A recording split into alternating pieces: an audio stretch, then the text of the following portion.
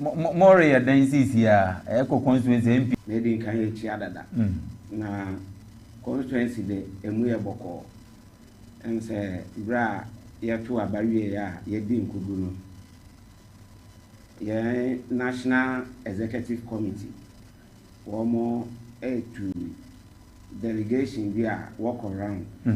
Now what pick information and I will gather information as what happened to the loss of the elections, you know. For now, no. Ye na ya din ena ye share the outcome. National executives, will be signed at the Babadian. It is so far the Abuna West MPP. We still remain strong. And yeah, first time I have opposition. Na na ye no man this for who sa in Kugu we say a bibi stronko. But a stronko. But unprecedented. Been see that, Mr. Ponsa. I have stronko. With this margin. A BC that. Wow. See, AC no. Overshot 2009. 2004 Edeba yenya 169 parliamentarians. Now NDC was around 80 something. And you know, but more concerned about the presidential resource, the margin. Well, presidential resource, margin, and also make us say simply because Nanado, the first time, Obiti Don Mahama, 1 million flag votes. And to say Mahama, so I be top up 1 million 1.7 now.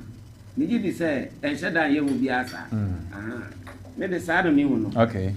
You know, who knows? Say MPP. Yes, we have a sign Yakob, say 200 seats. Now, and this is so wonderful. And the elections today, BBR to me at any given time.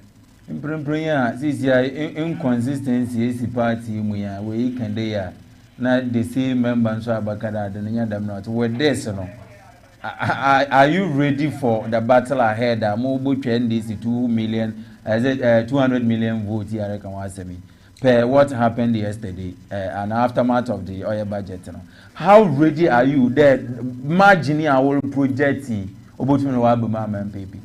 Chairman, we any news? Hey, who are Kukudro? News are any say. Yeah, MPP for. Mekai Akufo-Addo nekai. First round, Wenya. Na Ntawantawa ewo party no say Alan Akufo-Addo faction. And Ukraine ye big time serious than what we are in now.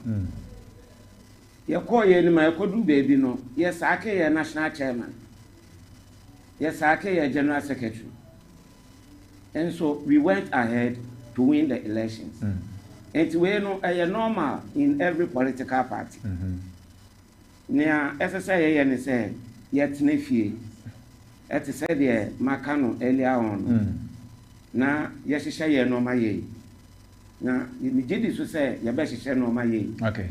Na we will come back stronger. All right. After moment, but bibi kakra yam I am concerned kakra about budget now honorable Kesela to force in Koredo of Parliament and regarding the oil betting taxes and one summer. Also, betting tax in Obochum, right? Yes, and it has to go to the floor of Parliament for to go through it, and then we'll give the green light. So fine. But MPP for say, Adenankasa, it was not implemented. So what are you coming to cancel? I don't know you, but in the budget reading, finance ministers were about Obochum. Now there was basically but as a chairman. Was the Okasa base? There's a Indian before. Is a medical guy, no, lose no Mulusino. I shock our mom.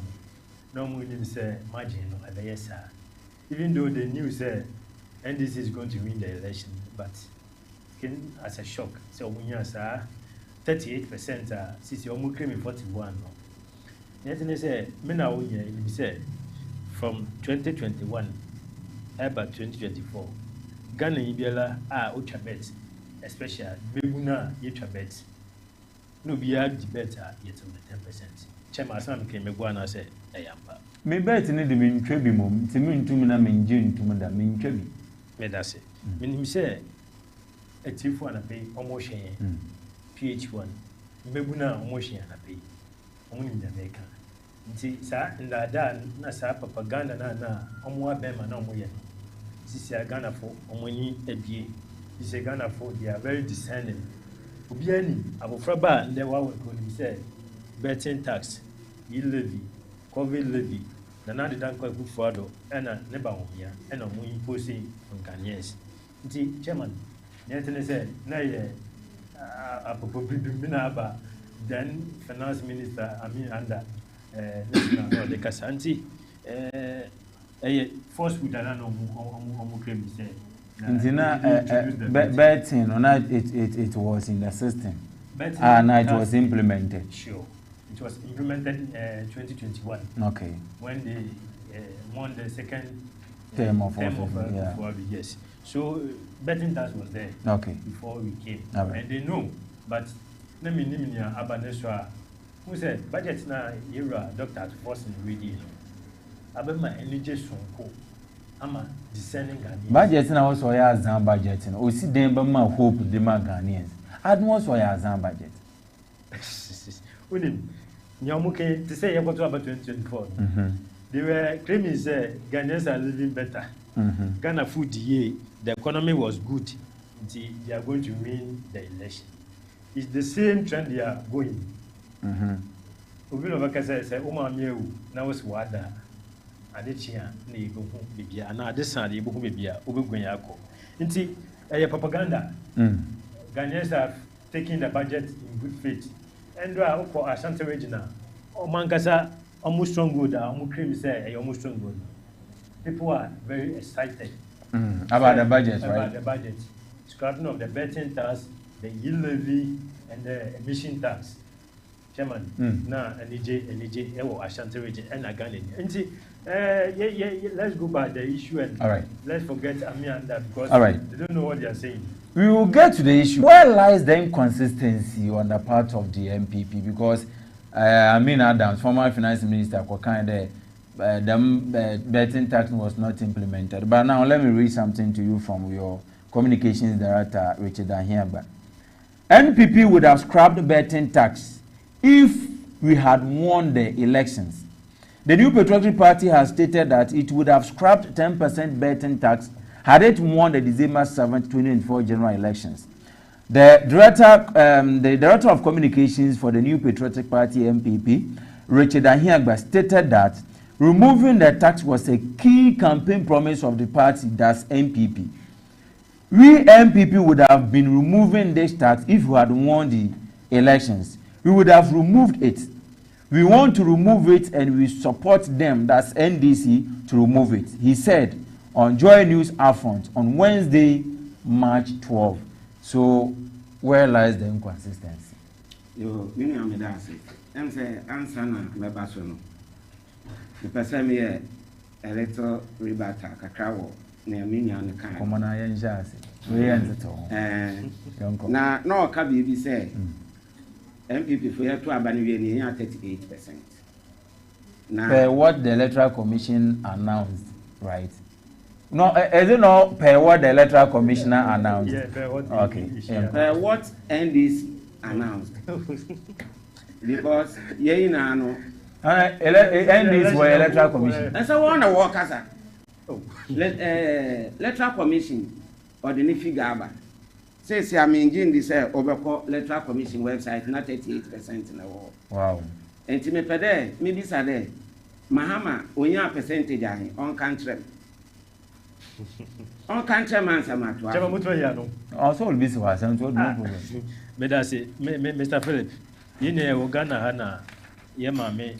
What the percentage in the I said, better Mammy Mahama, ni figure, 57%. Okay. 57%. Okay. 57. Ebeka, how many percent? 57 40 plus biana only less than 40, right? Okay. Or maybe nyado or maths. Ebeka 43. Very good. Into 43 no. In a say smaller parties no, they got less than 3%.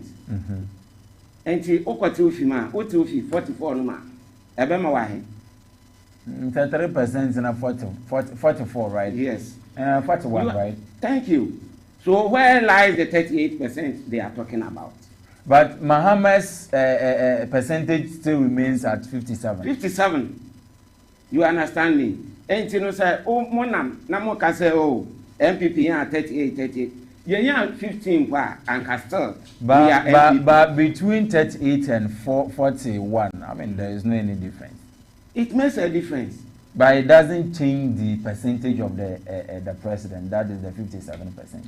I'm not disputing that fact. My mayor say, Mohammed 57, no problem. And my MPP Sunya, know, state it as it is. Okay, from so now, according to Mr. Amponsa, NDC had 57%, whilst NPP had 41%. Yes. According to Mr. Amponsa, right? According to me now, because me no na working figure. Me, I'm not a retaining officer. Let's leave it as it is. Now, you inquire asem so. Okay. Betting tax. Utie, your finance minister.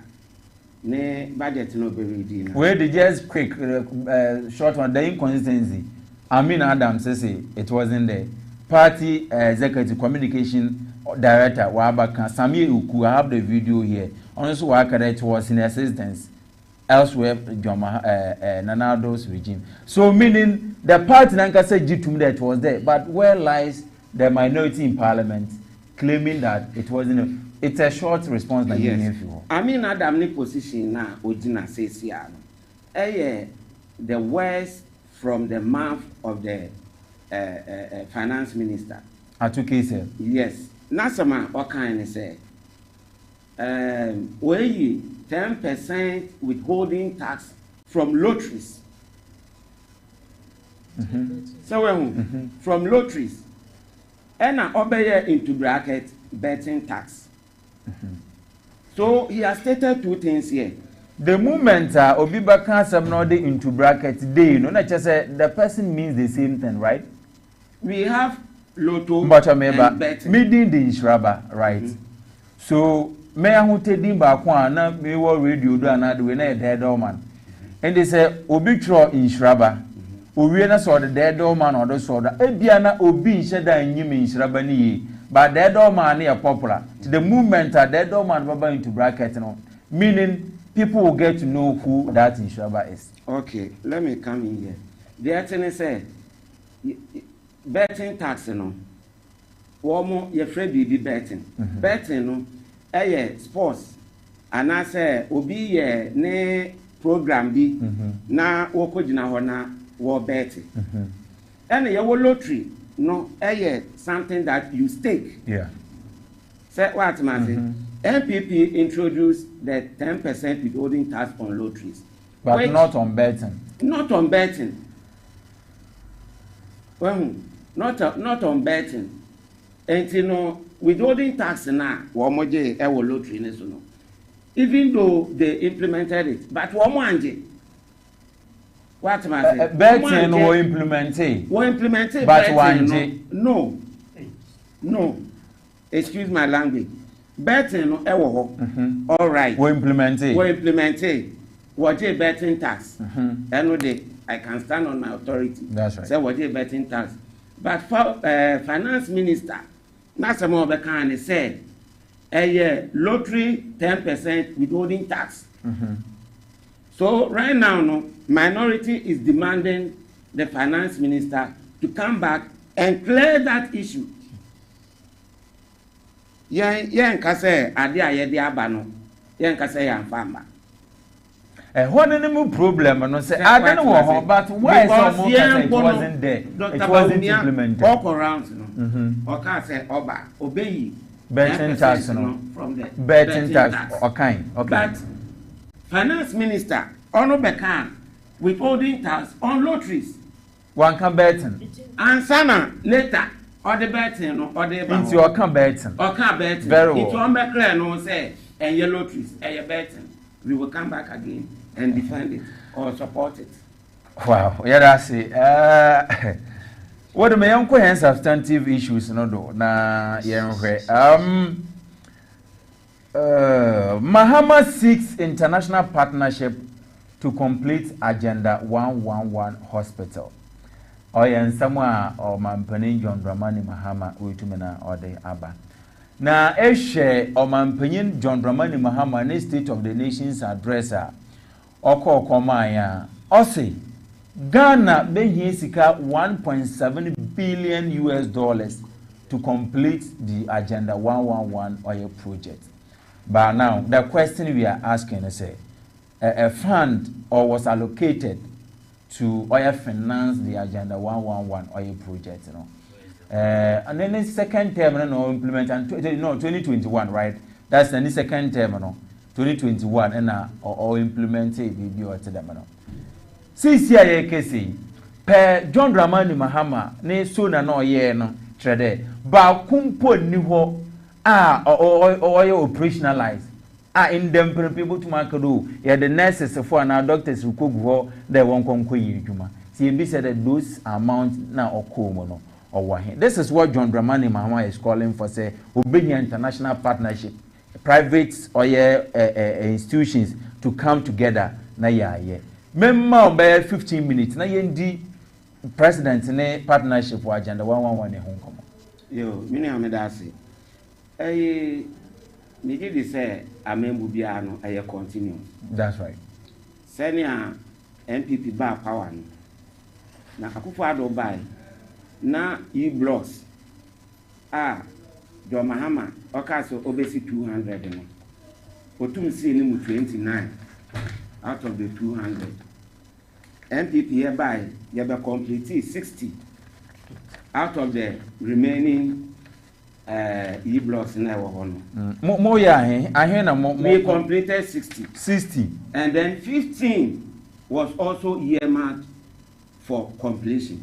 It means to say 15 so now we go warrior and also betum na wa complete.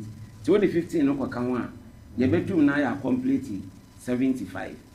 Yantna se anka se John Mahama na or starting ti yaba no yemfa yensa enka because eboa oman no na eboa emofra ba nso a woko school ewo oman ni ne dem security na nado ye committed say obeye no wanka se okwahwehwe bosia efi baby na ode abeye obehwehwe bosia mpa wanka na empue na no efi say he was committed say obeye na watoaso efi say waba no project bia previous government no oja ho no say ono sotoaso so Nanado was able to complete 60 out of the remaining blocks. Okay, yes metum mama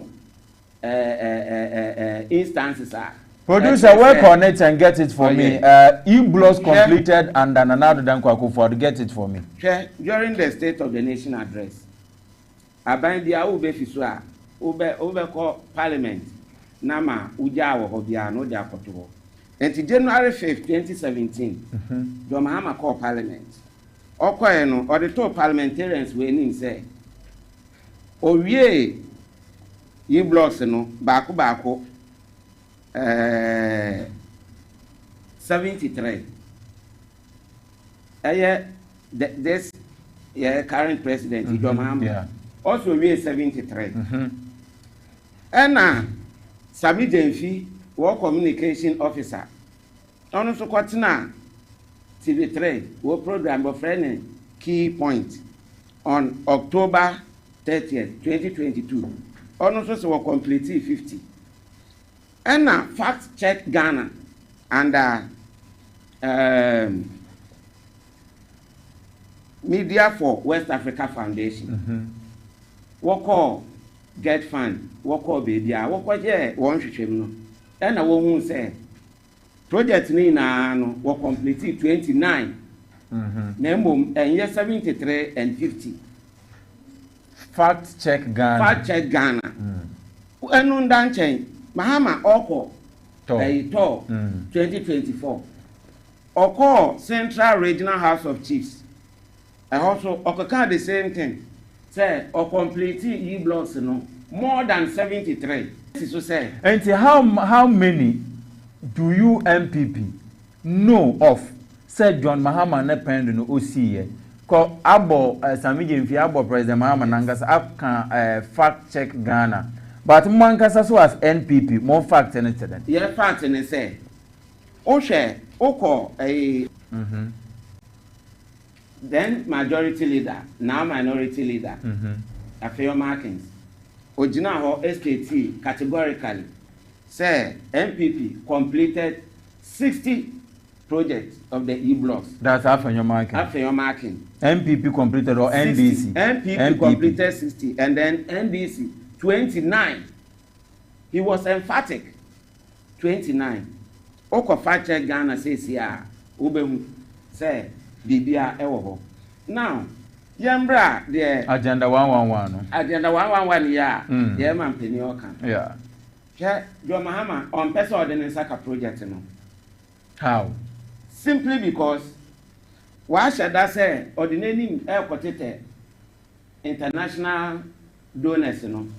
Na say oko na we nya support BNF baby a wa beka say ye twen sika na sika ba ya be ye project no. Enya no kwada.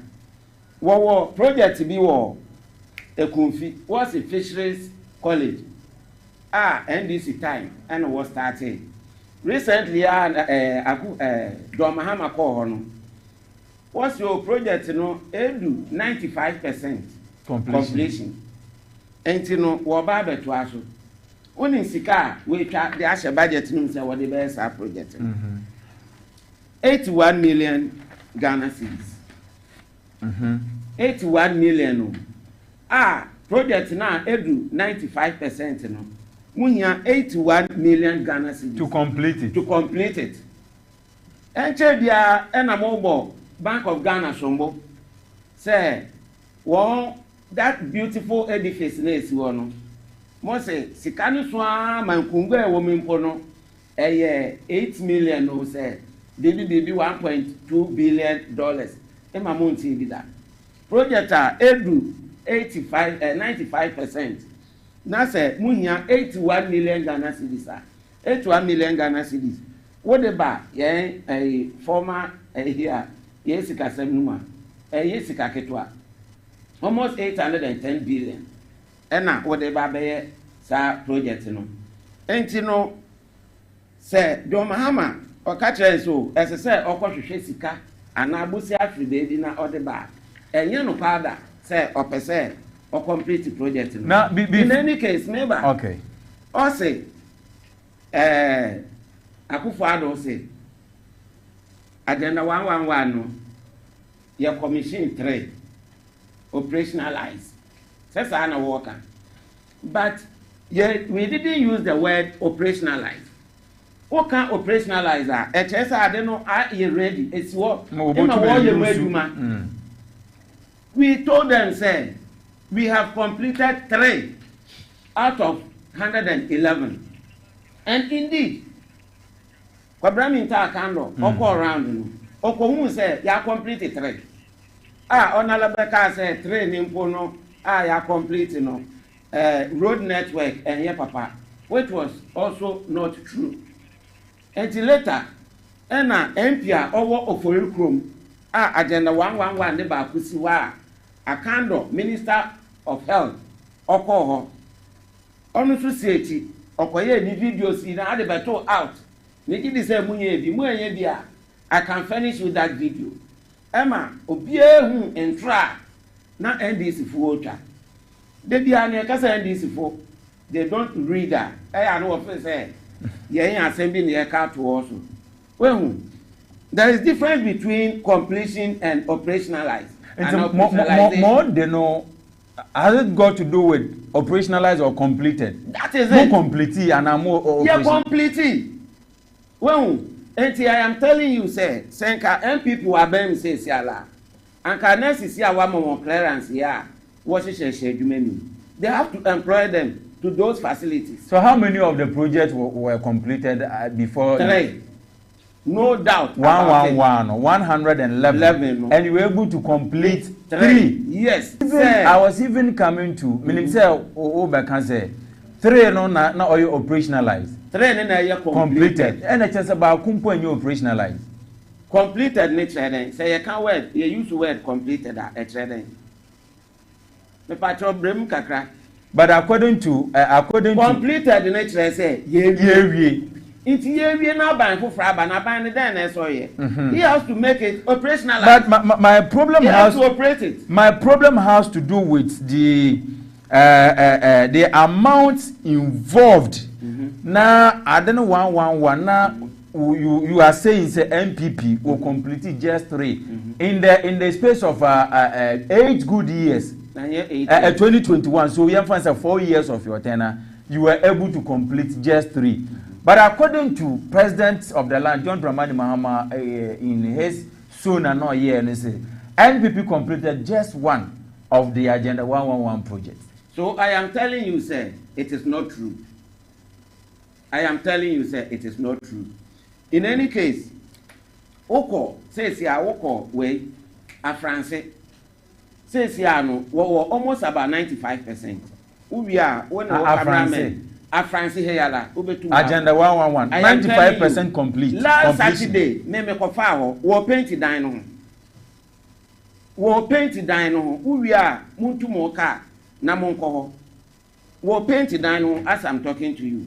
And say ayo one say yes you are complete 3. 3 no doesn't mean say 3 and a into no the amount involved no should be less than that. I don't hear 111. As I'm talking to baby crowd or home power won't start it because of land litigation. What am I saying? And project it started in 2021. 17th of August 2021. Yes. And we'll launch a project. 3 years. And I will launch a project. And you will launch it now. And sometimes over cut is short in there. Cut is short. But feasibility studies, drawings, any idea now, every ready. Over start the project in the crown. Now it has taken you about 6 months or 1 year. And Timinia, Mamma and your one, Yankopon Adomala, Yetum na ya completely. One brother, one metro. And the train was not operationalized. Or you just completion. They started say, also E-blocks out of 200, no, they completed 29. Hereby, no, you the 60 abekam. Into 1 day, one. Yes, share one say one completely 111 in Allah. 1 day, 1 year 69. Yes, you know. One fan can 111, 1 year 200. And we'll complete 29. You complete 60. Yes, so yeah, no 111. You complete 3. 1 year 16 can 1 year 63. And more 3 now, more can more complete, you know.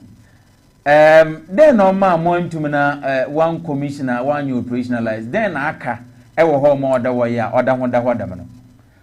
You made that say. I say Obekaya, they be a NDC for your argument. So now a project be a Kufado be commissioner. John Mahama started those time, you know. Yeah. What's your year na year started? Ena Akufado by wabe complete and wa commission, you know. Say credit no John Mahama. So it tells you say if they were now was waba power, won't you ask? Well, and your big deal. Government is a continue. Oh, say, kasi bi wo home as politicians here can wo. We hold you responsible based on one command edri here.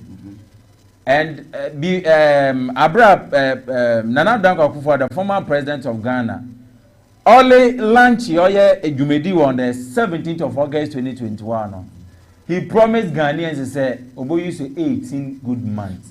Now they are the Damo project. So 4 years down the lane, just 3 according to Uno, but John Mahama say 1 and a 3 no crown point, it is not operationalized. So within 18 months, and the president Nana went to Indido 4 years down the line, still, it is not operational, but Kumpo and you operationalize. Okay. I am still wondering why you are also still using operationalize. Because if it is complete, fine. So say you can say NDC should make it operationalized because we have completed 3. Because governance is continuous. That's what you want to say.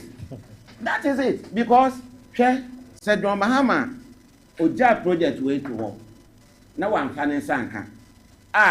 Meaning said, son why not being said on finance anchor.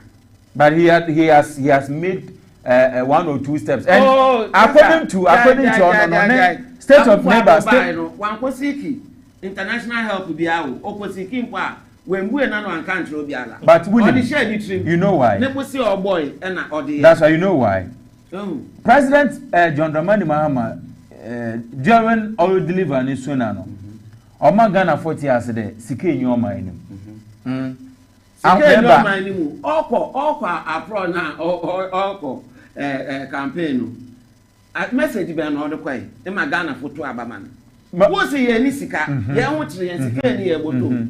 Until you knew say sike nyo mind mu. Very good. Until oba na wo di sika, wo de abre. Very good. And on so where lies the this lamentation. And on so rechira wo that them wari kan ya. Odin kan Ghana for the sike no. Ena wa ba abem. Oba abem 3 months mpo yen. Wa ye no survey na assessment. Or they able to go there for the agenda 111 project to be operationalized, you know. He needs an amount of 1.7 billion US dollars to complete it. And here is the case. I was answering with the sike no so or there always sort to oil international oil offer or help before go to my complete. When we say since you uncle for catch any say ya to abama. Yes sike no.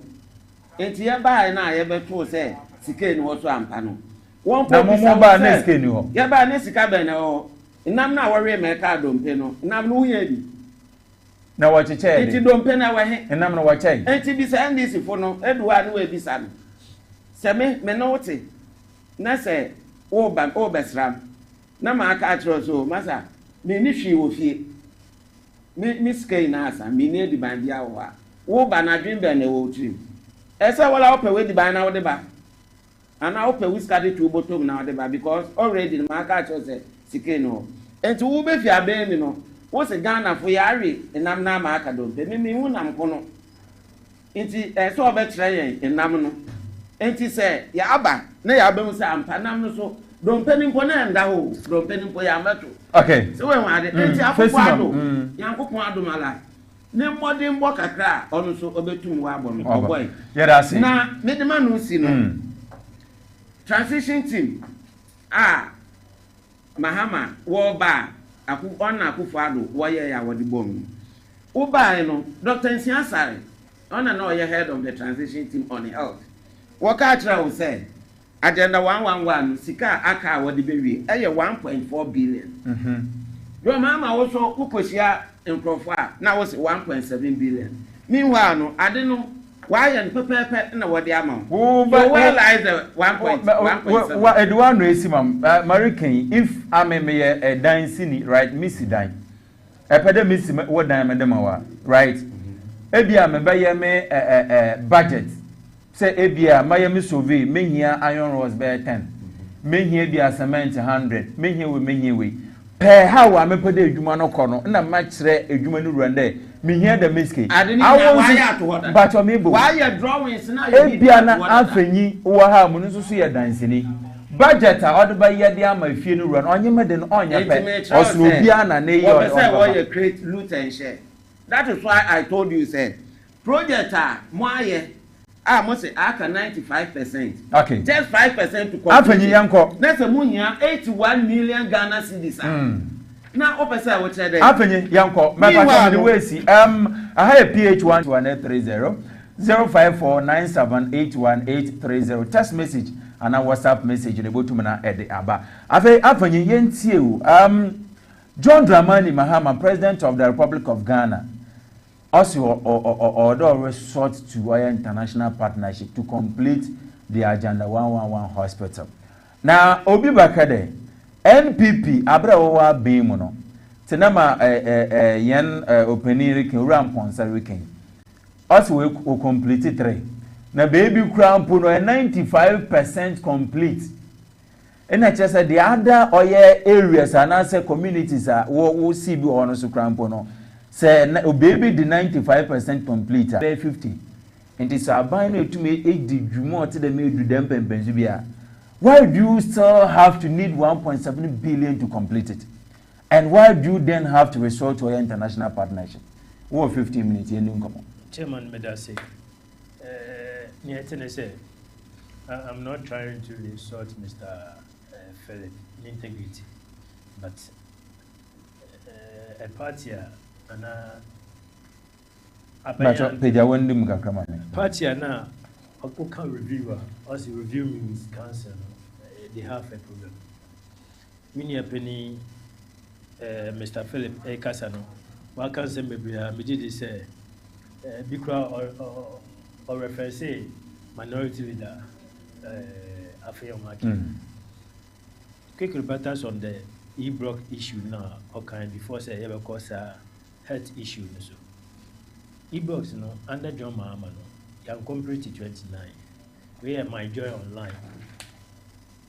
3rd October 2022. The basic permission I'm ready, just bit. Was the National Democratic Congress. Okay. My joy online, 3rd October 2022. The National Democratic Congress, NDC, started the e-blocks and completed 46, not 29. Where my joy online. Why now can't answer me? My joy online. My joy online. My joy online. And I publish it. Or completed for the 46 e-blocks. E-blocks. Not 20. Not 29. 29. Okay. My joy online. I joyful program and now Obino kind of my joy online. That is when I was asking, say, who said that? Because somebody might have said that. Somebody might have said that. The issue is who said no or refers it. Honorable Affair Market. Affair Market, no, make his statement in the car said the NDC finished the 29 of the e-blocks. No, that's right. And my job online, I refers to that, I'm completed 29, but they completed 46. Well, I'm not privy to what is in front of you. Well, let's go, Yanko. So, now, Minia pennies or Casa, now I check. More refers to Affair Market because Affair Market, my opposition very long. Looking at the no. See, Yako, Mampeni Mahaman Yawaka for Agenda 111 issue now. I think, say, ye could be a kind of break. There could be a or mine of a your Mampeni that I am Mampeni John Mahama because what kind of prayer no we are at say. Era former president not Danko Kufado. August 2020, not August 2021. Abra Corona by and now okay say obesi 88 hospitals for. That is what short cutting no. Cut sorting was August 17, 2021. Okay. And what cut is but Omeki is our statement no August 2020. Abra COVID no. Also 88. That was the pronouncement. By the time I walked cut sword and was 17th August 2021. Okay. Inti yet say former president can say 88. One started 1 year she and other bar 111. Say my state team. Now me bra penika say omo commission 3. Now Ubisan say is it operational? It's not commissioned, completed. He made mention of completed, not a commission. Commissioned, then it is operationalized, but it isn't like that. Okay, completed 3. We say, I remember not to send your kind of continuous. Then, boom, Gagana for Gakufa on your share crown, Agenda 111. Abrana, COVID woman, a heat woman. I think say he could have done better than 3. You have done better. So what President Mahama is saying is a true and honest person of a kind of culture on mine says sanity. You are Mita Kando. Nana can be the moment brim kakram. Nana can be the Nana Danko, former president could have done better with the COVID, right? Now, men, so I'm of the view, say, this initiative was, implemented based on COVID-19 by no na lack or health facilities now to contain those people no because COVID-19 was about in the year 2019, 2020, even 2021 there was still COVID. And a president, then President Akufo-Addo no or initiated or by the Medjumedi. If you say COVID ne ba no na nkodo ye bibia within the COVID no nya the meeting upon there momensis facilities to accommodate people because we are lacking our health facilities. So what was the end result? The end result in the year the home common and they done with Tranway. We say me sure said that all cat is so no he make a fund or the schedule to say now can one sem or the schedule to go and let to my complete is our project no I think say one year good to Ghanaians 1 year bibia eboboa o man because say who promise I did 111 now for bare 4.5 years to complete only 3 many opinion now I can say it is even not operationalized. But John Dramani Mahama says 390 before Kanokrano, it isn't. But then, one per in a way to me. That one crown will complete in crown on your operationalized. Obviously, what to about the ammo? I mean, just do the job. For Wisika book is can crowd or the about 1.7 billion, no being here. You understand? Who say, any more warm mind to say people. This time round, ma space when you atro that Chegana for. Ye per se, no colonel Eddie. Until before say, ye better, ye and Sabaka project, I say, you make it loud on that. Then now Magana Funya who said, this is the problem came to meet, and this is how you are going to solve the problem.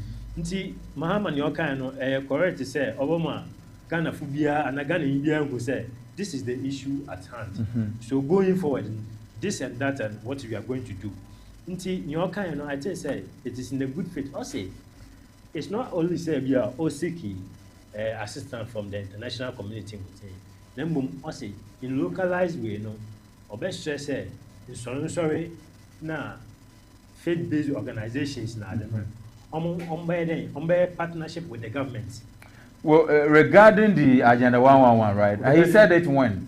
He said it before yesterday. Statements no making. Who said, "I for assurance pay for Kushia during the transition period." In order to when him say the Agenda 111, and government the project as a whole, then president or commission, and as a Okati short for that. Also be here. All the faith-based organizations now all hands on deck. No more in partnership with the government, so that ABR Pentecost say, when you're there 5, now we're completing project. Then we're naming as a Pentecost. That is the meeting held between the president of the land and the clergy. Yes. Wow. So since you are no president, Amayati Asade. Nankasa as president Otigane Ugwadwa Ghana BBI Sharensano.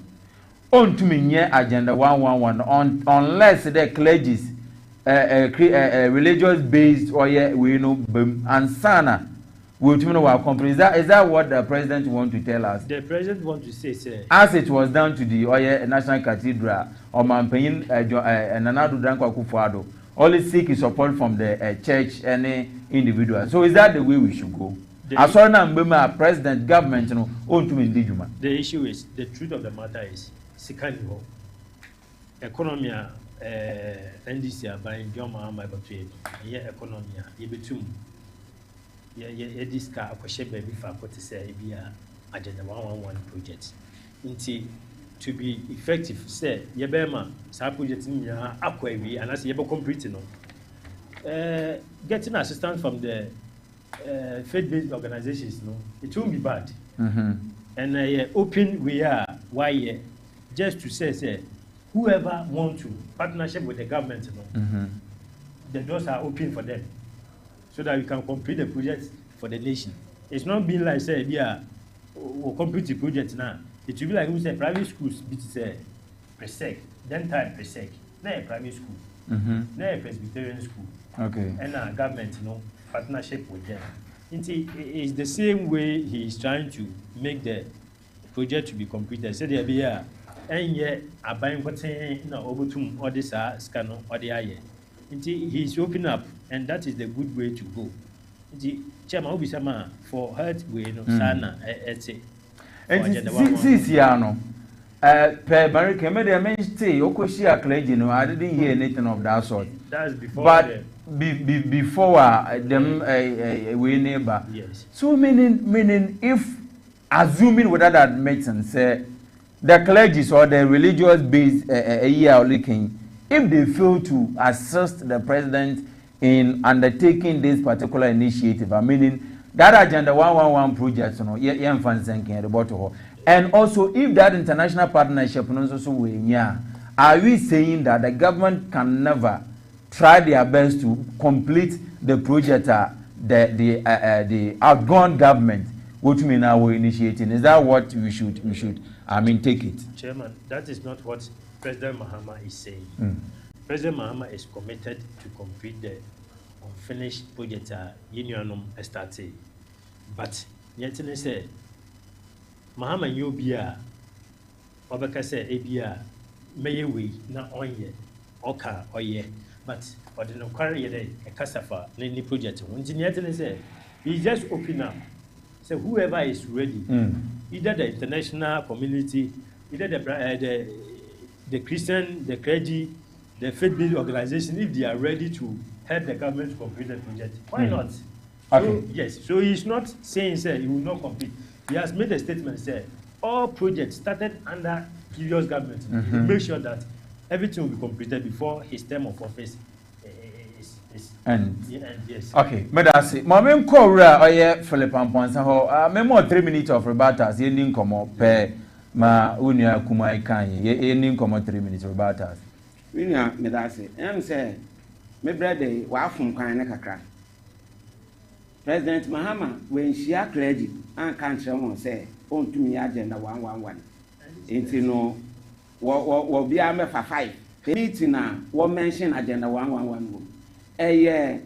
Education, and now what I say, Onya Yanka or the missions, war schools in the mountain, Nanka will take it over from the government, now, or ye, into any agenda 111. Ma men can't baby kakra. Meaning, I said, they're not open, say, will draw attention. Che, sa, yare nearby, COVID nearby. Edu baby, no, Ghana for na COVID near for you. But Akufo-Addo or taking bold decision, the whole Africa. Ono, ena odin kan on announce say school free na won ko school. Na kwan a obefa so a obebo wo ho ban no, obebo wo ho ban. Edu baby mpo no obeka say economy no say eko bad. They have a way a wobetum wa revive. But nipa owu a won tumi and revive the nipa no. Enti no kwan bi a wobefa so a wobema Ghana for one ato na wenyankwa ewo COVID nimu no. That is why o take is a bold initiative no. Obesha edu baby no yakosre Pentecost for one asori bia ewo Gomua Convention Center. Eho ena na wode ayarefo no wode won ko. Me kai say apam here was school dan bi wode bi mo ko ma not apam more what the COVID-19 patient Kromafo no was already say 1 year. Into Akufo-Addo in his own wisdom. Chikasia adwen kesi wom. Ohun say no. Yema district bia nya sa adewe bi. Na that be ye nima ebesan atwen bi. Na in case say bibi san eba na aban no nya fianza ye be mani pewu ana ye kwa akopɛ imwa efi baby. Secondly, ebra MPP wa be mu no. ya NDC fiala ma so mini say na ahokyere wo ho enu mpo no na yegusu a yesi ahokyere wo ni na no akofo adugusu a osi project no enti say ne mo aba na mo be ka kire say sika ni wonti afiansa wo kwahwehwe sika wo be bia enye no kwada on pese otua project no na say sika ni ho President Mahama ma yeti ase wa abro by the Ghana sika ni ho but mo enja sika bia ho yegusu a na ye project no I am telling you, sir, just last week, Saturday, we painting a France de no. We painting home. Sir, 1.4 now, winning. And yet, the 1.7 billion. Let's say I'm not thrown away, you know. We are online, now check it. Sir, transition team, no. Amount I had, and our board the chair. Papa, want na menso me kira wo de meba wo want na me kira wo de enye meba ya adwen because me na ma ya ade we e na ma kira wo say ade na me ye ni na no a ma complete 3 women no we nebo ebe cost 100 Ghana cedis what ma say e na ma ya na ma complete bi me busu a me ye 100 Ghana cedis enti sa wo so ba now be catch me say me and me share aba me plans aba to say free SHS yeah the share ba mo say mo be review ye any problem now aba na be catch me say me 100 cedis no esha interest say what the 30 Ghana e ka ho o pese obom kro then let me also menye bi nkyere wa you didn't see the example there a resident another jam so infrastructure na me ya no me the 100 cedis and me the ye oya wo ame ma aba me ba me the technocrat call oye site ho mo no me hu the iron rods na awu use 100 cedis the ye no dem iron rod no on fata ommo obama dan na egu per expert call was not this can never be used so because there 100 cedis me so me buy no I should go and buy the same 100 cedis. Me would all I have to buy more than that. So if the president says he say 1.7, now more say more hand over and more country 1.4. And also the technocrats they will not go by how you laid the foundation. They will also find another way to do their own thing. Mahama, I mentioned 1.7 no, or the details buyer. That is the survey. Also, it's 1.7. The surveyor why agenda 111 project na hono because on to me soon sorry for details. One for details. On to me details. Meaning he consulted. Mami can be being true. When we poke us interchange. John Mahama and or started project. But your first ma'am na young call the second. Oh yeah, drawings name. MPP by the one who said no. We be here additional sections be the akeka na ama traffic flow no are so easy and you know they went back to the drawing and we restructure the whole thing that is different from say I don't know why you be behavior why you structure drawing why you be behavior na ma start ma edu baby no why be ka tell me say sika na me dey here no is until the be the count so afiance I will start here me ma afiance na be start why ka tell me so we share drawings in no Yemfa A, B, C, D, Yemfa count. So we will need additional funds to support it. Now, yeah, whereby Messi do baby now. Once say also be completing, what be catch him say, what did be count? Okay. Let's not forget about. That's Papa, Oye.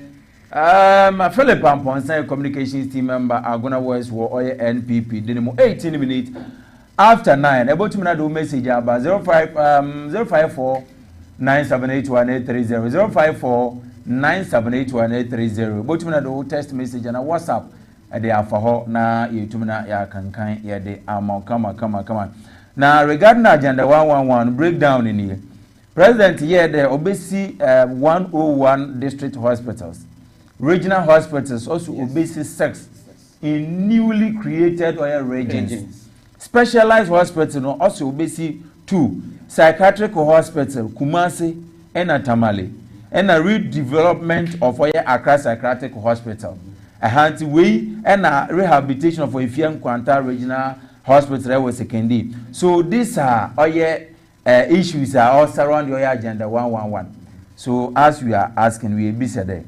Redevelopment of Accra Psychiatric Hospital. Redevelopment no ye Jumabado. Me ni any idea about it.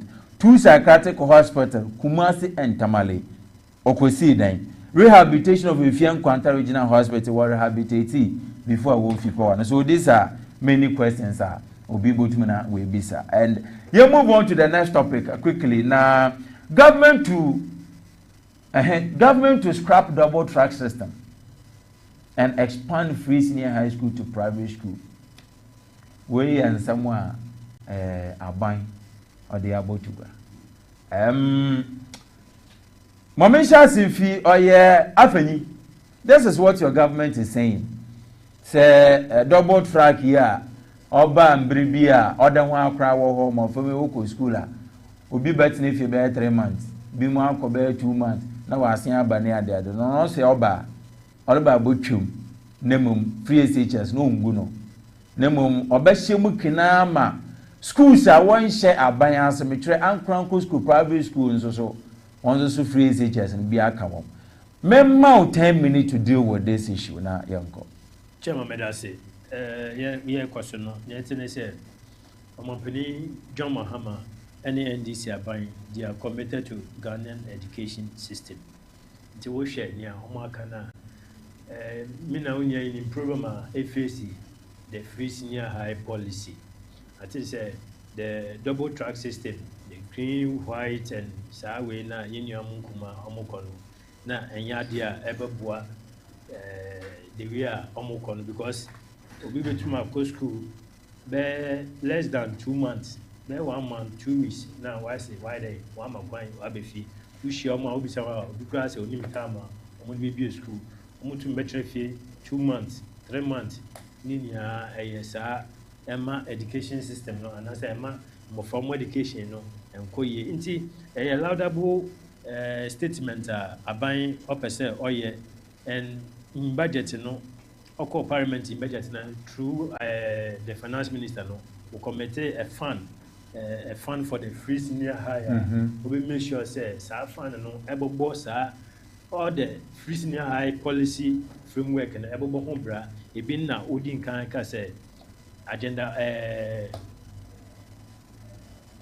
double track system no yes you ya borrow system na be ya mo fan omo ko school a omo that 3 system no be say first term second term third term instead of omo call 1 semester second semester na omo dey sa academic year no abewe nti I think say very laudable and to say my kind no review doesn't mean cancel.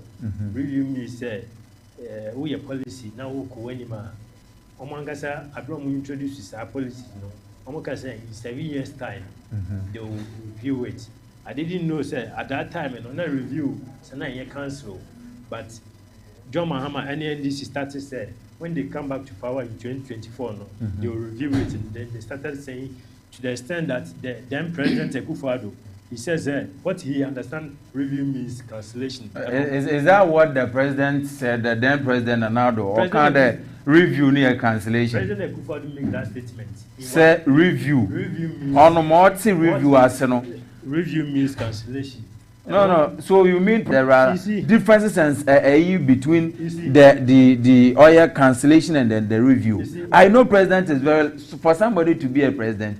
It's not that, and you are telling me the president didn't know. Member. The president didn't know between the review and the cancellation, and president thought that the review is the same as cancellation. I said I will find a video for you. What President Akufo-Addo said for him, what he understands is review means cancellation. And Ebama MPP communicators almost 5. Mahama say about cancel free senior high. President Mahama has make it boldly said. He is not going to cancel the free senior high. Rather, he is going to make it better, review it, and make it better for our junior brothers and sisters who are utilizing it. Yet, they said, then MPP, no. Abraham introduced the policy free senior high. There was no framework for the policy. There was no any committed fund for the policy. In Tinyebe, they say, budget, after reading the budget, then they will seek money from here, then they will go and do the policy, no, they didn't make provision for the policy. For the so in the implementation of the Oil Free Senior High School, yeah, enjoy under Nana Danko Akufo-Addo.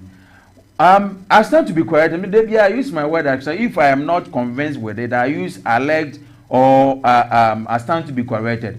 I didn't hear of any write-up or any conference or whatever indicating that President Akufo-Addo was soliciting for funds from the foreign donors and the other individuals to fund the initiative of the Oye Free Senior High School. But you were saying, sir, he didn't make any provision and he was soliciting for funds here and there to make sure that the Free Senior High School initiative is implemented.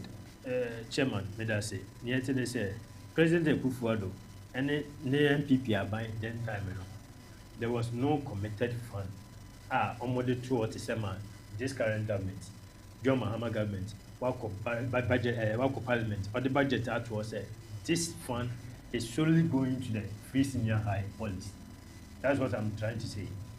So there was nothing like that. Say this fund is going to the Free Senior High. So what we're doing is education ministry, our budget are what more yearly, then they will be taking some from it. Said, yeah, this is going there, this is going there. There was no committed fund for the policy. Inti near GM and NDCI and say, they started making a review on the policies, especially on all the education sector. Inti mobile no, put on the education forum. Emma Ghana for Obia did not dream about. There was some 1 week education forum. Ekoso my how I able to review policies. Na ebe better. I'm a Ghana for. Emma one who said the Free Senior High policy. Na Mama Kase obe review. No, it's not about cancellation, but committed to make it better than before. It is senior. That is it. So we are going to make sure say review no. More for no more did. Where did you know better? I start here, various schools now, they are happy with how they are feeding the students now. Ubia Bonga say, Ampa Mahamade or Kan obey Mama or my new Adre Free Senior High. No, he say, I am far better than what you were. Also, Obama, Biasun, or private, now my young woman can create Ampono. We want to try that. For we know. If you have adequate facility to, accommodate more from Anna, they wouldn't be coming home, staying at home for 2 months, 1 month, 3 months before. So here is the case, President of the land, John Dramani Mahama, all about include why the private schools, what role one on 12 free SHS. May you that the government in the Ampono, we are not being able to, make it happen to say my penal. But since you are not the private schools in the back, how is that going to be possible? Let us say, John Mahama, the President of the Republic, will be a ordinary or a visionary leader. Until you know why, get fund, a project for all the education projects. School down in Yemen, the BB, I buy a friend there. Cap and realignment. Capo, sir, get fund, we now live is not digital. President Mahama, one capo, get fund. The SAS canal now, encore, start fund in Munia, obey the Siciano, will be a quaya, Safan in Sascania, Boko fund, no more the SAS canal, they are completed. Various projects now, senior high school. Now, we see boarding house in Libya at the council, and we are much more accommodating, even those who are in private. Almost all and now, say, didn't know all the private schools at the council. I'm not saying I'm not questioning the addition of the private school, but I'm saying that since you are the honorable can we are working, how is the government going to cater for? Because private government owned Crampono. We are facing so many problems. That's it. Yet they say, how on a year? And America said they have committed to make some fund solely for the free senior. So you've made provision for that, no problem. But you made mention of the fact to say, Abra, MPP Ruba ye free SHS, Munni Misika, but now, what it about on record since 2017, our policy will initiate, you know. Okay. The government has spent 9.9 billion Ghana cedis on oil free SHS from 2017 up to 2024, where NPP are buying free power. But so that amount is disclosed. But was it a committed fund from maybe this is solely for the free? Fine, but one year the amount spent so far on the free SHS as at 2017 to 2024. I didn't say they are not funding the free senior high, but there was no committed fund solely for the policy. There must have challenges in double track and a feeding na ekosono. Ebetumka I fine. Well, I stand to be correct about me. So far as I'm concerned, there was an amount allocated, but I don't recall. If MPP communicator were here, Obotuno will defend them assertion as to the allocated amount awarded to fund the free SHS. All right, but of one.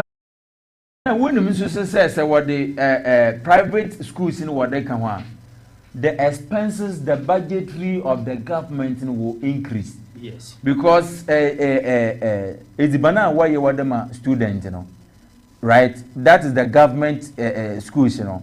The same thing will go to the private school. Say textbooks and now what them government are. The number of private schools are enrolled on that free SHS, you know. You have to increase it so the demands will rise, and it is up to the government to decide on what to do. Amount what they room what they are found. But mommy for we see. Na me ko wura oye Philip Amponsa ho na me ma unsu 10 minutes. Na ye ndim ko Mahama president or say or seek for oye anaproba scrap double track system no be ye fi ho na wa include wa expand them. I'm a free SHS and build the private or your schools and one more 10 minutes in the Hong Kong. Yo, Miniam Medasi. Eh, my can say, your president, John Mahama, what be the president in Libida? Now, also, what can experience be brain or the other? But who should be on and say, Siana? No experience in the middle and coming in Sakaka. The mess is all noble. Say, Siano.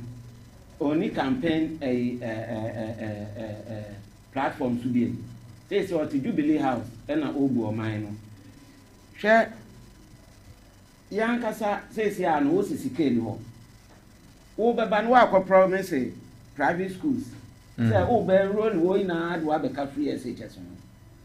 Says ya me no wo ka say. Opa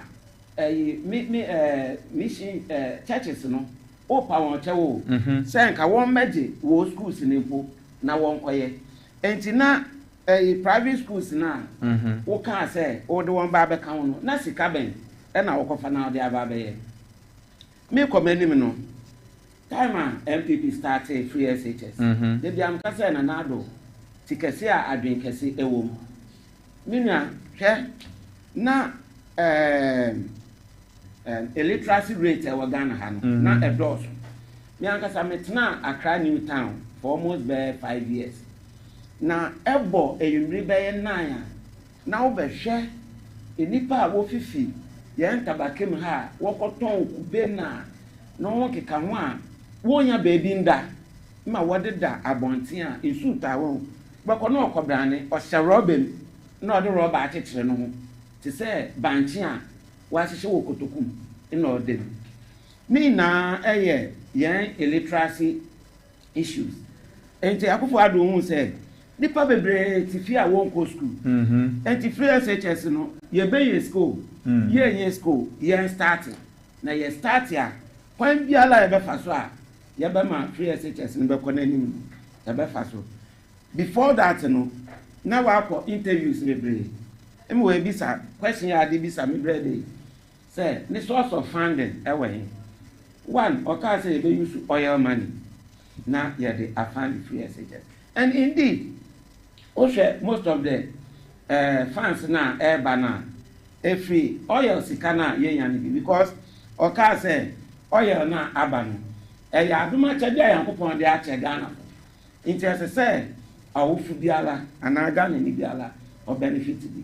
Enti me me asa wo ni ma ye de oil money ena ye de fund free SHS. 2 Ukoshe infrastructure edutum ene na pone time was started ya me call Sweden School of Business. Obeko ebis was say ya even though one way ebis so awe a one commission wogusu a wo ye edutum o see almost about 2,400 additional infrastructure facilities or the account just to reduce or remove the double track. As I'm talking to you, Swesbu, one year double track. Swesbu School of Business, 1 year double track. Oh wow! I am telling you, most of the schools were free. But initially they were. Initially, now we double track. Almost about 60% of the schools efi double track them.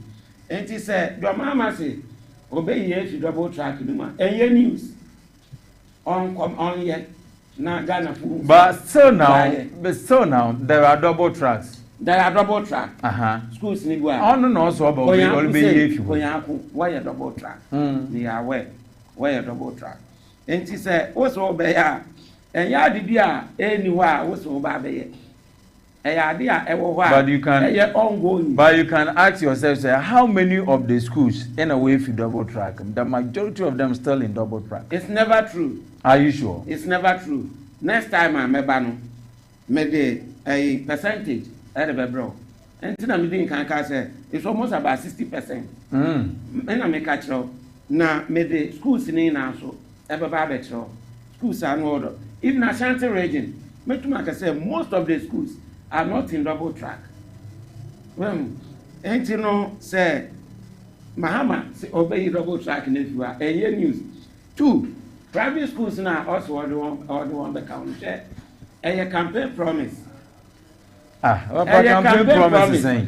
Mahama, betum wedi 8 years. 8 years, no, so you know, baby, or no, just 4 years. Woman 8 years in for all to me include private schools in that. How? I am telling you because sure. Obi bakada onifuni sabi onifuni karabato bobe when you manana. But for you to tell us that kaka kanore ka onye djuma. Can you pass here you need the poor FSHS? Obi a mo march ya mo the year campaign 41 adverts against free SHS. Now only option biala nko option awon ko betwem no twem so awu Ghana for man wo gbogbo ni bia but only option nko betwem.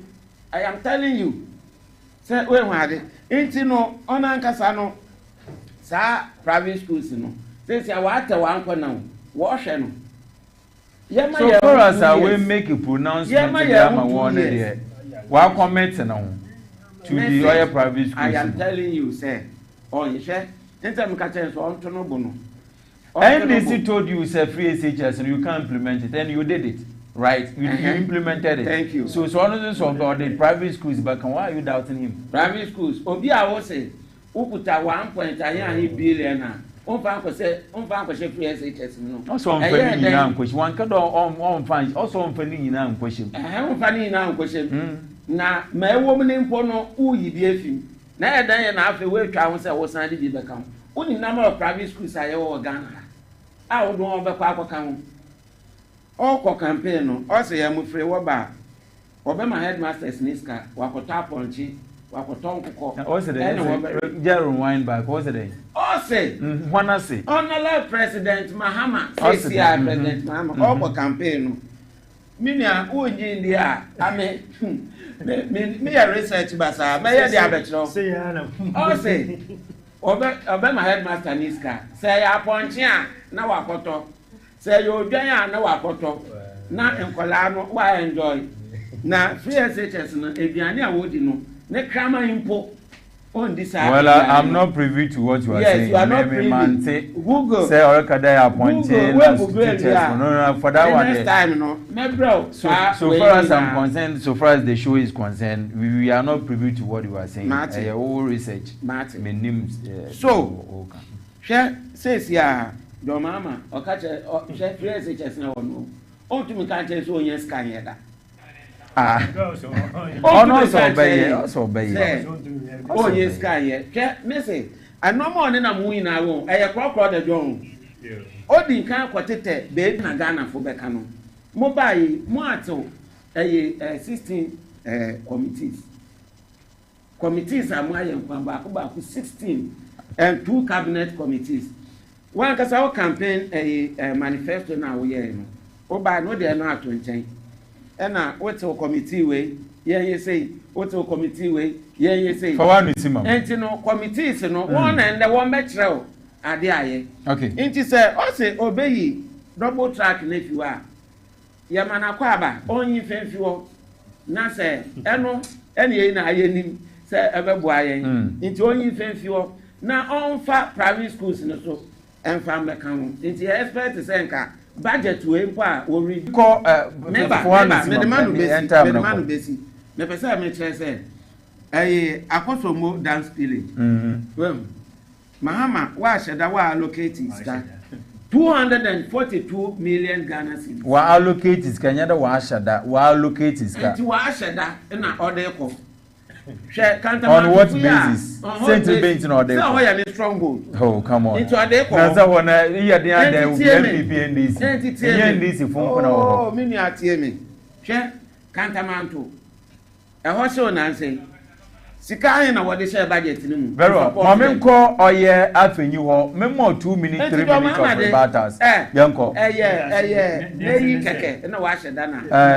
Example say yanko 2 or 3 minutes rebatters. Yenyanum MPP for I think say they are still on their disappointed. They are still on their disappointed. They are say so noisy majority one country. President John Mahama. Parliament but he has the floor. President John Mahama, he is committed to Ghana education system. He has make a provision for the free senior high to make it better. It's not about propaganda. Provision but to allow him to flow. You had your time. He has committed to make it better, not propaganda. A free senior high. We are sure Ghanaians say. John Mahama munim say oye modoba odinu kwale mamono obedinu kwale abrinia and as Abota region sa we na wo kan then Akufo-Addo then president ka John ka jam say what to aba manenzi on ba ye bibi sa ma president Mahama kasaye na wan kasa president Akufo-Addo then Akufo-Addo say Okobota region o say e aba no what mana ka on ba hompo Kamba Humpo Mokonso Wombo. Inti Atese Mahama JDM no on Tessa then Modi Okujina want to about Maninti, Okija said, because of some to Abamanti, a Kufi I forgot no Jubilee, okay, Charles said, because of say, amount to Abaman MPT and one man minister. Look at this. Oh, we are teacher of my son. President okay, one can you also no one and one man minister. Will be saying for no, because I no more person project development.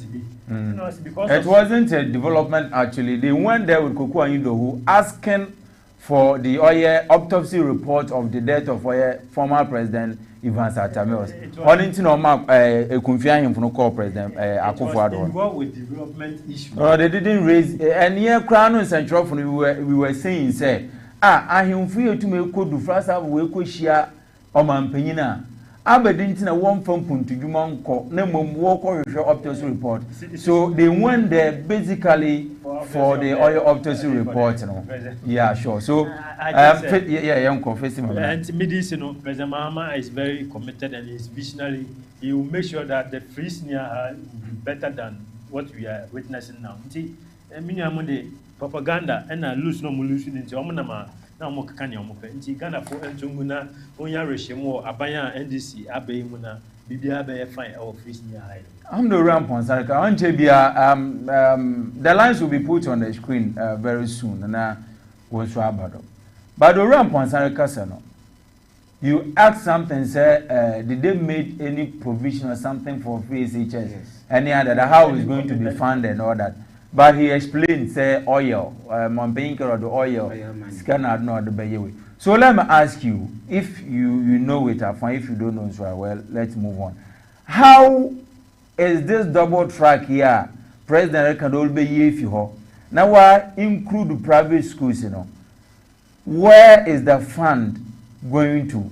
And how are you going to get money to fund this particular initiative of oil free SHS double track or scrapping and the involvement of oil private schools? I think my earlier submission, because who said a buying a equino or the cap and realignment by or get fund. So this current government has committed say about on campus get fund. Taxes now and levies now for get funding solely project for education issues. Okay. That is the source of fund. That is what the government is saying. Yes. Okay. All right. So that is it. And including the private schools, so I have space about the government sector, government schools, so they are the one stream system, then time now cost. Government is very committed to make sure the project, a successful one, not like the then MPP, they are facing high. So Ghanaians should be assured that President John Mahama is committed to make sure the free senior high will be very, very. All right. Director, put the phone-in number on the screen: 0202381111, 0202381111, and 0540252582, 0540252582. Ebotuma Bahomanodo na yedin komo. The Assemble Kwana Mpede Mibisa, sisi ya Ghana skin ho, right? President Wami Ata say the skin ho, fine.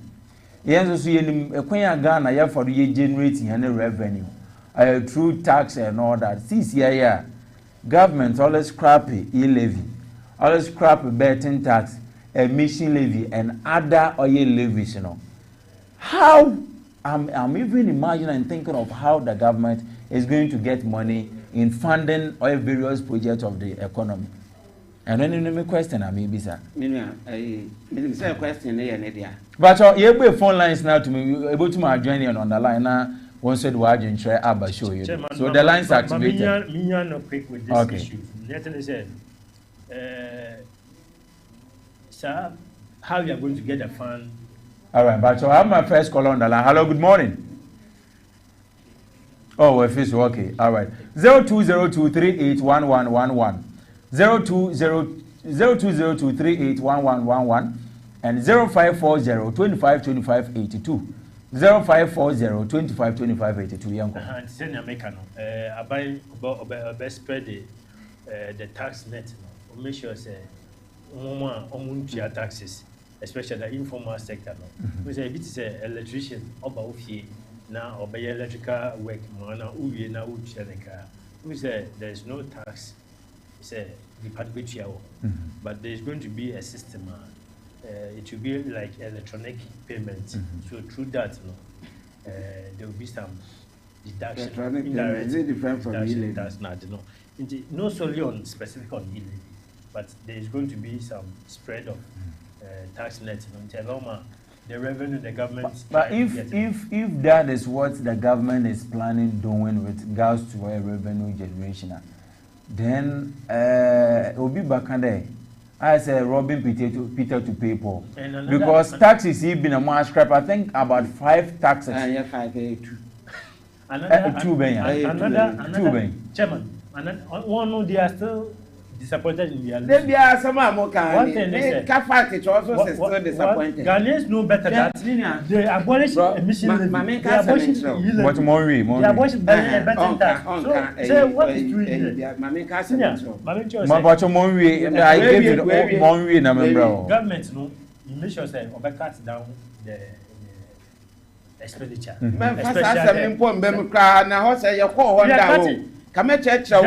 Kufuor offer 125 ministers.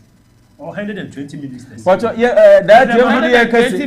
could have call by Monfan to Mammy 0202381111 0540252582. The lunch activated, you can join us on the line. What I'm saying is, but you will have your time. Let him let's go. MPP for some because on my there is no on my master on my say Obi who 420 ministers with the expense of Ghanaian taxpayer. Now government have about to expenditures for 60 ministers, including regional and deputy ministers. Why you recruited you wanted over 1,000. No more regional deputy minister. More by regional deputy. No, I'm saying including regional.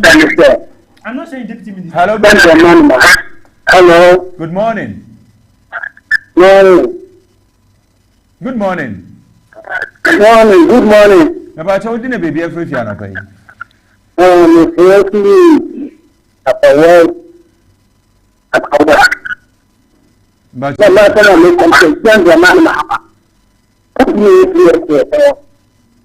hello. But you power them. Hello, cut the ball account. On the account. Everything is the class. Let on the side of the I have the two. Now, I didn't see it. So you pay a month and prepare the education. And then without the office for the vendor, and you know why you can also hold down the account.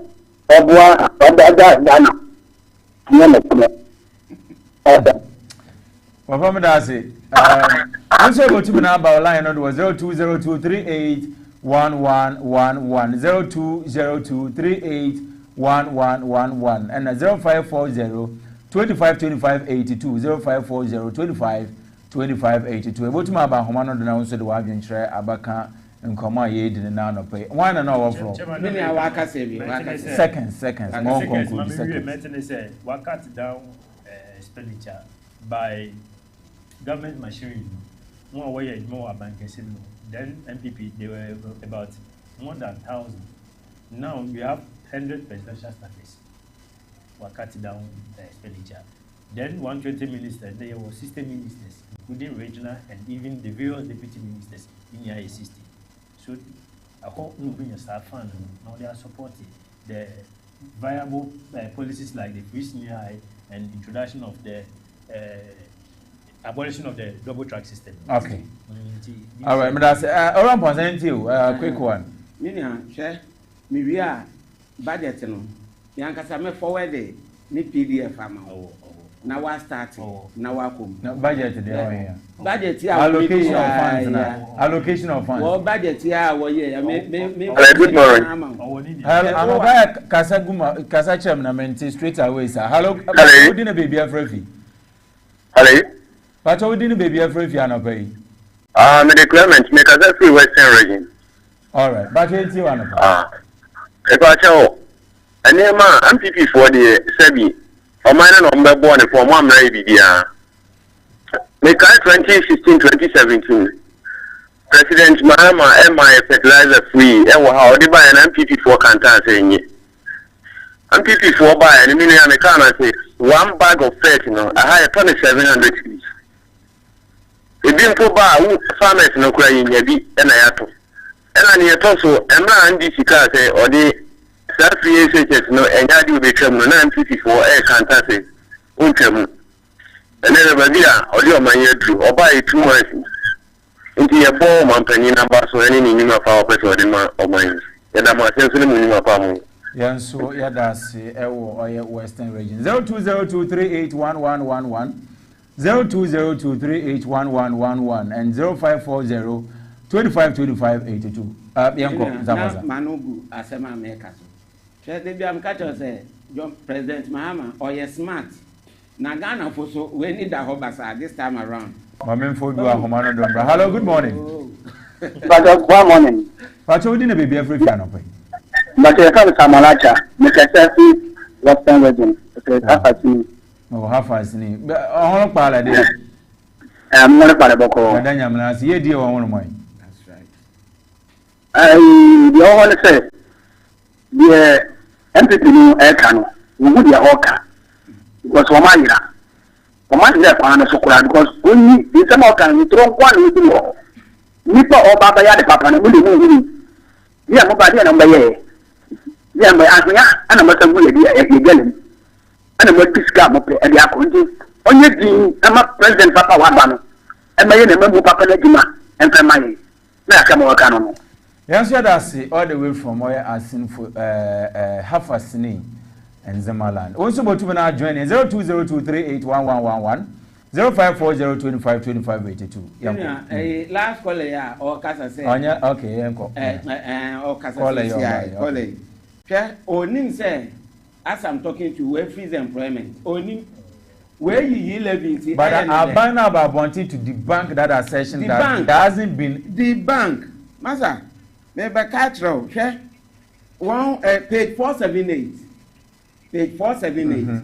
One budget, you know. I am talking to you. Okay, maybe I won't.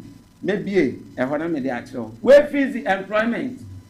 No, we are because I am we freeze the employment. It is a way you levy 1% in part. Obia Bose winning. Not me Parker say. Ghana have say, yeah, among your sema. Ah, say, where you cannot cry. Me person me ba ben with me say no cry. And I may cannot cry person of Benty or say no cry now. And Kayako this 11 women.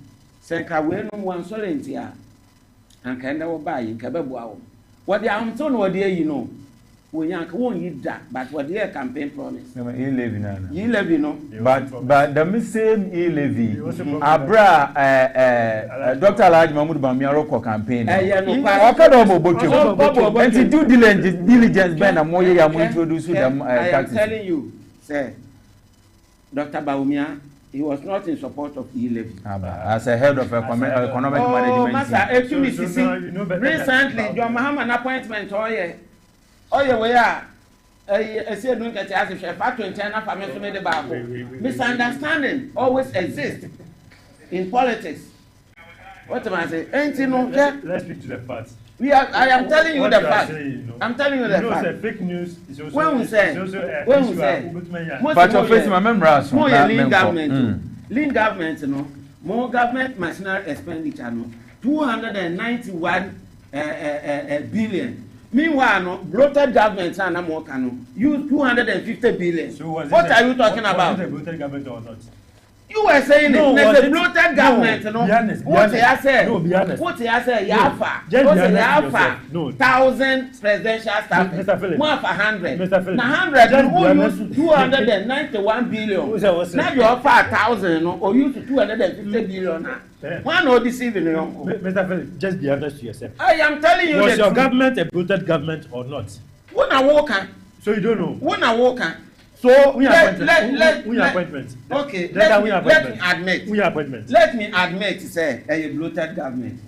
We use 250 billion Ghana. You are also saying. You are now using 291 billion. You are also saying it. Which one is bloated? The discerning Ghanaian out there. My end of the around say that the paying what you want to get for you. Budget to have. Owura Gideon Afenyo Hayford. Honorable Gideon ceasefire. We had Honorable Gideon Afenyi Hayford, communication team member, Agona West. Last caller, right? All right. Hello, good morning. Hello. Network, okay. All right. Sorry. Honorable Gideon Afenyi, ceasefire. We are done with you. I'm done with you. I'm done with you. Can I experience some kind of silence here with all due respect? Now, maybe. All right. So, Honorable Gideon Afenyi Hayford, the communication team member, Agona West LDC Bakansa, Namo de Atonoso, na Yehuno, na Niadia. The also na Mr. Philip Amponsa, a communications team member, Agona West MPP, on so or by Emobo. Me and Fana Sema Generational Believers Worship Center, Boye, the also na Gastro and Menso Plus Meshaboy, PH-1 Media Training Institute, City of Shiloh, Prayer Camp, Magras or Magras who say the Master Vision of Hope, Herbal, and Dr. Richard Kobanaboa for boy, the Master and reform measures when you go on a pay. Wabuaye Emma Dumezino Otumina Oba Wakwano. Munche ni paba ko ba ko ede kuna mi munche ba ni paba ko. Tiawo ye odi tiawo ye ni ansale. Yo di tiame ye. What friend? Yo Mrs. Patricia Ponsano pay me tiawo. Always you mezinezi. Unfortunately, or a teacher in original classroom. Into maybe a later and Mrs. Patricia Ponsano me tiawo. When I'm a friend, okay. Yeah, I think. Yes, sorry, so Meda was say, oh, I couldn't say, I'm whatever. I remember. You bet me, I buying Papa be no day. What's the hour? Once I say, what's the hour? Chill be behind a pay, no share, Mamicia, and the Sifunia, and Mamma, Mammy Boss, Chemalemcon, Lemcon, Camis, or Tezaco, Mamicia. Mamma advertising. Over.